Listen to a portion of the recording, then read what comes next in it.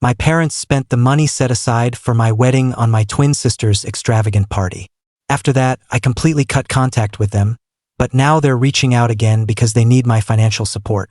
I'm 28F, and I need to lay everything out here. I've had this ongoing competition with my twin sister, Emily, for as far back as I can remember.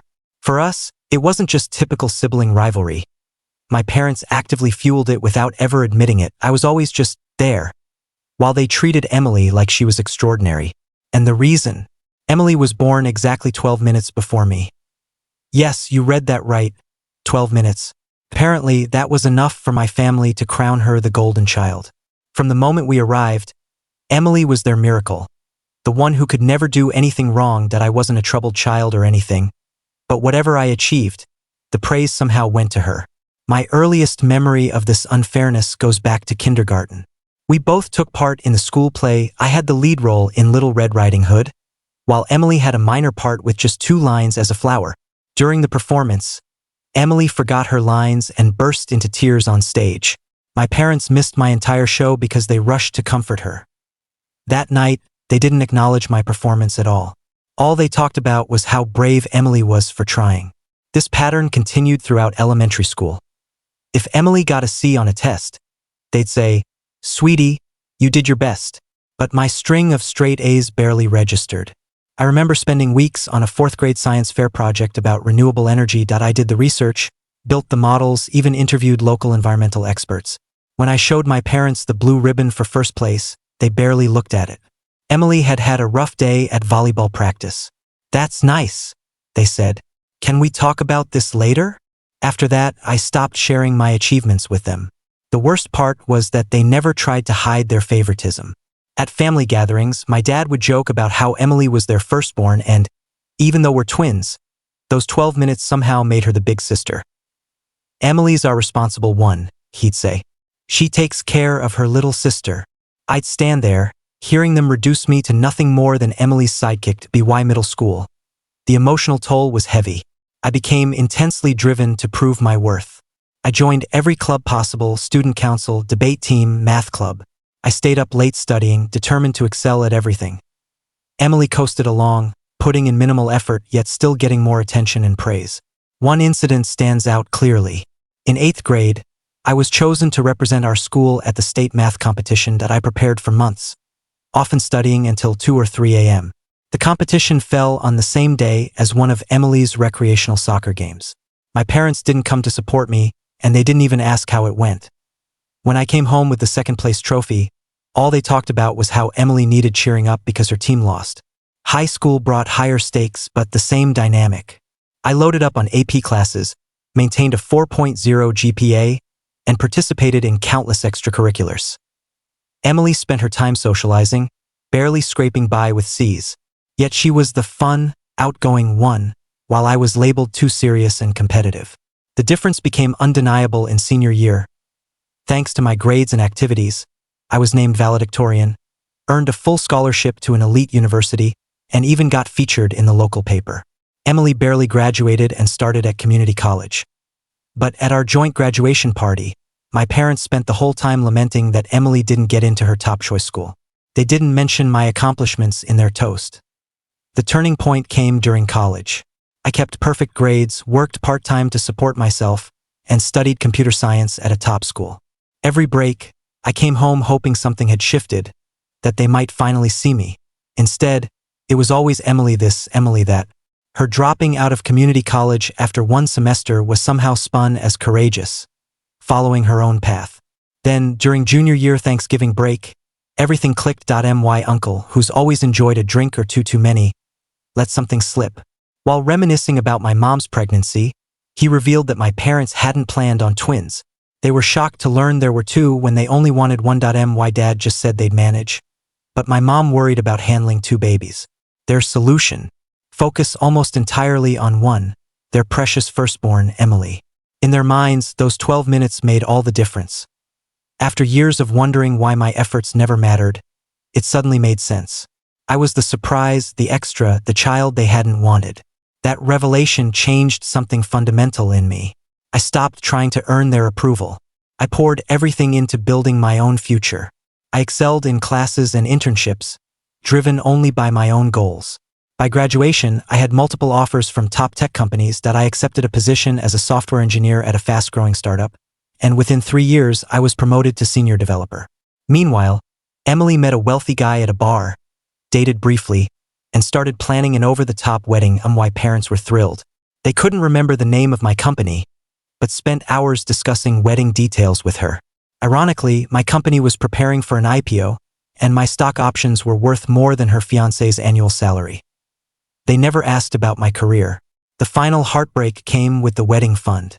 Our grandmother, the only person who ever treated us equally, left both of us substantial inheritances specifically for our future weddings. She told me privately that she knew how my parents treated me and wanted to ensure I had something truly mine. Of course, my parents couldn't respect her wishes. Emily demanded an extravagant celebration. Celebrity photographer, designer dress, multiple venues. Instead of telling her to scale back or asking her wealthy fiancé to contribute more, they quietly took from my portion. They never told me. They never asked. I only found out months after the wedding when my tipsy uncle mentioned it at another family event. When I confronted them, they reacted defensively. My mom waved it off. "Honey, we were going to tell you eventually.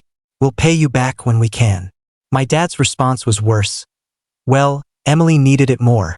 She's the traditional one getting married, and you're so focused on your career, you probably won't even want a big wedding." Standing in their kitchen, looking at the people who were supposed to be my parents, I felt nothing. No anger, no sadness, just emptiness. They couldn't even see how wrong it was. In their eyes. Taking my money without permission was fine because it was for Emily. She had always come first. That night, back in my apartment, I reflected on my life. Every milestone, every proud moment had been overshadowed or ignored because of Emily. High school graduation, ruined by comforting Emily over her grades. College scholarship, barely acknowledged because Emily struggled at community college. First promotion, overlooked because Emily was wedding planning. I opened my laptop and did what I should have done years earlier. I sent them an email. "I know about the wedding fund. I know you used my inheritance for Emily's wedding without asking me. But the money isn't the real issue. It's how you've treated me my entire life. You never bothered to hide that I was never the daughter you truly wanted. I'm done trying to earn your love and approval. I'm done being the child you didn't plan for. Please don't contact me again unless it's to repay what you took." I hit send, felt an enormous burden lift, blocked their numbers, and removed them from all social media. For the first time, I wasn't chasing Emily's shadow or seeking approval I'd never get. The past year has been transformative. I focused entirely on my career and personal growth. Our company's IPO was a huge success. My stock options are now worth more than Emily's entire wedding. I started therapy to process my childhood wounds, bought my own home in a great part of the city, and built genuine friendships with people who value me for me. Occasionally, Emily tries to reach out through distant relatives or mutual friends, posting things like, "Family should stick together," or "You're still my sister." But where was that sentiment when she watched our parents dismiss my achievements? Where was it when she happily accepted my inheritance for her wedding? She was complicit the whole time. Some family members have tried to guilt me, saying I'm too harsh, that blood is thicker than water. But these are the same people who stayed silent while my parents favored Emily for years. They watched me be treated as less and said nothing. They don't get a say now. Going no contact has shown me who my real family is. My therapist, who helps me understand none of this was my fault. My colleagues who celebrate my successes. My best friend from college who helped me move into my new home. The people who truly care. I've just been offered a team lead position at our company's new office in another state. A major opportunity with better pay and more stock options. For the first time, I'm making a life decision without worrying how it compares to Emily or what my parents would think. It feels liberating. Am I wrong for cutting them off completely? Sometimes I wonder if I'm overreacting, but every time I consider reconnecting, I remember decades of feeling inadequate and I know I chose correctly. But things are about to get more complicated, and I need your honest opinions on what to do next. Update 2 weeks ago, everything shifted dramatically. I was in the middle of a team meeting when my phone started blowing up with calls from my uncle. I almost ignored it. Family calls always mean drama, but the rapid succession felt urgent, so I answered. His voice was shaky. "Hey, it's Uncle Greg. I need to talk to you about your parents." My stomach dropped. I hadn't heard anything about them in 2 years. "What's going on?" I asked, trying to stay calm. They were in an accident. A bad one. They're in the hospital. He paused, took a deep breath. A truck ran a red light and hit their car. Your dad's in critical condition, your mom has multiple fractures. They've been there a few days. Days? I repeated, my voice rising. And no one thought to tell me until now? They asked me to let you know, he said quietly. I think they want to see you. There was more, of course. Their health insurance had lapsed 6 months earlier. They'd been struggling financially, credit card debt, bad investments. The medical bills were already piling up, and they weren't close to being discharged. What about Emily? I asked, already knowing the answer. Uncle Greg sighed. She visited once, right after the accident. Said she couldn't help with the bills. Doesn't want to ask her husband for money so soon after the honeymoon. She's busy with her stepkids, her new family. I actually laughed. Classic Emily, always an excuse. She had no problem taking my inheritance for her wedding, but too proud to ask her rich husband to help our parents. I sat in my office afterward, staring at the city skyline. The irony wasn't lost on me. My stock options had vested, and I could easily cover their bills now. But did I want to? For days I couldn't focus. Every phone buzz I jumped, expecting updates. I pictured them in hospital beds, wondering if I'd show up. Guilt crept in, they're still my parents. But then I remembered the favoritism, the stolen inheritance, the fact that they only reached out now because they needed something. It was about money, not reconciliation. 3 days after Uncle Greg's call, Emily texted, I know you're doing well at work. Mom and Dad desperately need help. This is your chance to do the right thing. My chance? Where was her moral compass when she used my money for her wedding? Where was it while she watched our parents ignore my life? A week later, after endless internal debate, my parents finally called. My mom's voice was weak, drugged with painkillers, but the manipulation was the same. Sweetheart, she started, as if 2 years of silence hadn't happened. We're in such a difficult spot. The doctors say bills could hit $200,000, not counting rehab. We know we weren't perfect parents, but I cut her off. No, you weren't, and you never will be. You haven't contacted me in 2 years, and only now because you need money. My dad chimed in, speakerphone probably. That's not fair. We're your parents. Family helps family. That phrase lit the fuse. All the bottled up anger surged out. Family helps family? I repeated. Where was that when you used my inheritance for Emily's wedding? When you skipped my college graduation? When you ignored every milestone in my life because you were too busy worshiping Emily? Silence. Then my mom started crying. Those familiar, calculated tears meant to make me feel guilty. How can you be so heartless? We're in the hospital. Your father might need surgery. Are you really going to abandon us now? I took a deep breath and said what I'd wanted to say for years. Yes, I am. You emotionally abandoned me my whole life. You saw me only as Emily's shadow, your backup plan. Now that Emily won't help, you come to me. I'm done being the fallback option. My dad started, but we're family. No, I interrupted. We're not. You decided we stopped being family the moment you chose Emily as the only child worth loving. I'm done. Don't contact me again. I hung up, blocked their numbers again. Then I texted Emily, they're your parents too. Handle it yourself. The following days were rough. I kept second-guessing myself. Was I too harsh? Should I help anyway? But every doubt brought back memories of how they treated me, and how they only wanted me now for what I could give. Yesterday, Uncle Greg called again, trying to guilt me. He said my parents' conditions were worsening, they needed surgery and physical therapy. The hospital was threatening to stop treatment. They might lose the house by remortgaging. But I'm not responsible for their mess. They chose to favor Emily. They chose to spend money recklessly. They chose to let insurance lapse. They're facing the consequences of their own decisions. Some might call me cold.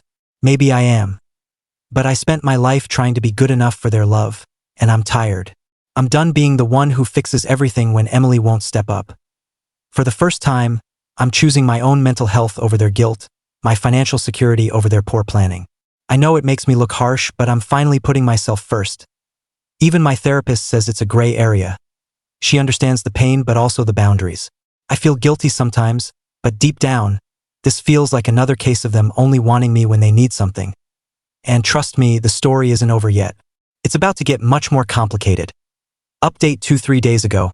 My life took another sharp turn. I was having a quiet evening at home after a long, intense workday.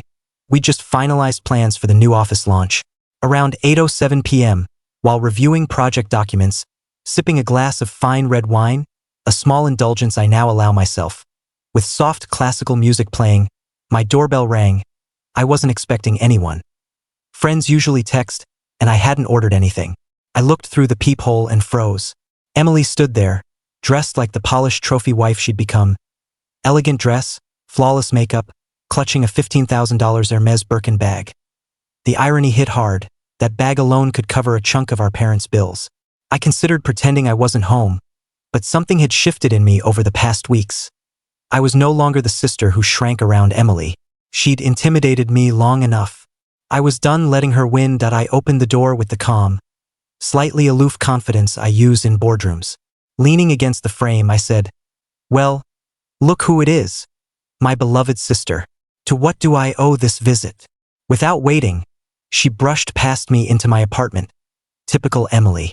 Her eyes scanned my living room. Original art on the walls, quality furniture, floor-to-ceiling windows with a stunning city view. I could almost hear her mentally comparing it to her suburban mansion.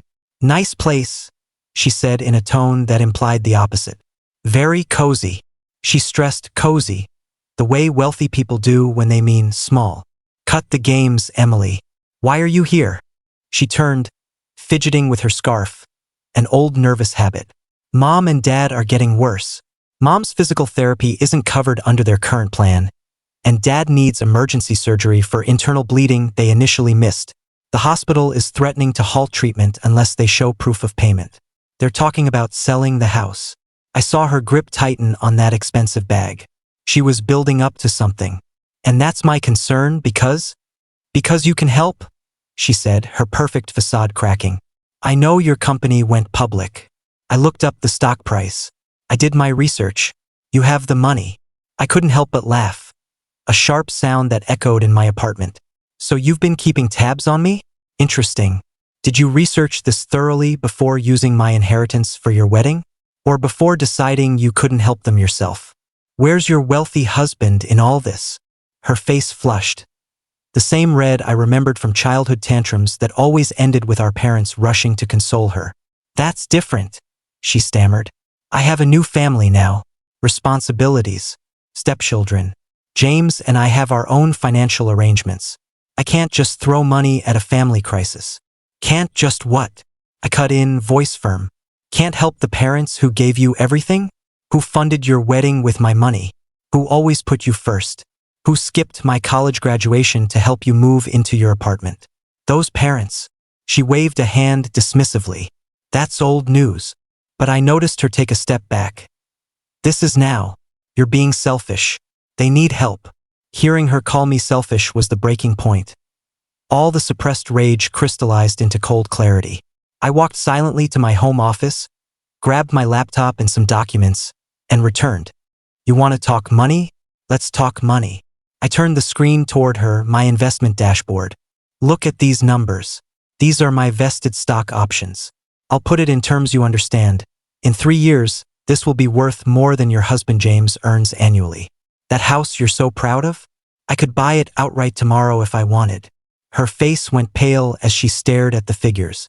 I kept going, pulling up more documents, portfolio statements, recent pay stubs, competing job offers. "But you're just a tech person," she whispered, voice small for the first time I could remember. "A coder. I'm a senior development director now, Emily. While you were playing house with your rich husband, I built something real, without stepping on anyone else to get there." I snapped the laptop shut. "I could pay Mom and Dad's bills tomorrow and not feel it. But I won't." "You're cruel," she murmured, but I could see the realization hitting her, that her little sister had surpassed her. "No. Cruel is watching your sister be ignored her whole life and doing nothing. Cruel is taking her inheritance without asking. Cruel is showing up at her door only when you need something." I walked to the door and opened it. "Are we done? Don't come back." She stood frozen, clutching her bag like armor. "One last week attempt. You'll regret this when they lose everything. My only regret is not cutting you all off sooner. Goodbye, Emily. After she left, I poured another glass of that $200 bottle I'd been saving for a special moment. This felt like one, and stepped onto my balcony. The city lights stretched out like a map of possibility and freedom. For the first time, I felt completely unshackled. No more living in Emily's shadow, no more guilt, no more seeking validation. The next morning, my phone exploded with messages. Emily had apparently spent the night calling every relative, painting me as cold and changed by money, abandoning the family in their hour of need. Uncle Greg sent a long email about karma and family duty. In response, I dropped a detailed folder into the family group chat. Scanned inheritance documents, bank records showing how my money funded Emily's wedding, screenshots of Emily refusing to help despite her lifestyle, and a summary of my net worth proving I could pay if I chose to. The chat went dead silent after that. Only cousin Angela replied, "Holy crap, you really did it. You made it on your own." Over the next few days, I finalized my future. I accepted the team lead role in the new state, bigger compensation package, more stock options. I listed my apartment. The agent says it'll sell well above asking. I've started browsing properties in my new city. Maybe a penthouse this time. Last night, Emily sent one final text. "Mom cries every night because of you." I replied, "She had years to cry over how she treated me," and attached another screenshot of the inheritance papers. "Her tears don't work anymore." Then I blocked her and every remaining family contact. It felt like closing the final page of a book I should have ended long ago. Reddit, you've been incredible throughout this saga. Your support reminded me I wasn't crazy for feeling this way, that it's okay to prioritize myself over toxic people. Your comments kept me grounded whenever doubt crept in. Someone recently asked if financial success was worth losing my family. The truth is, I didn't lose a family. I freed myself from people who never treated me like one. My success didn't change me. It just gave me the power to stop accepting their behavior. Thank you to everyone who shared similar experiences, offered advice, or simply validated my feelings. You gave me strength when I needed it most. Next week, I start house hunting in my new city. New job, new home, new life, unburdened by family obligations for the first time. Some, I might seem like the villain. But I've learned that sometimes being called heartless by toxic people just means you've finally started standing up for yourself. Thank you, Reddit. You helped me find my worth and my voice. If you've enjoyed following along, please consider subscribing and turning on notifications for more real-life dramatic stories.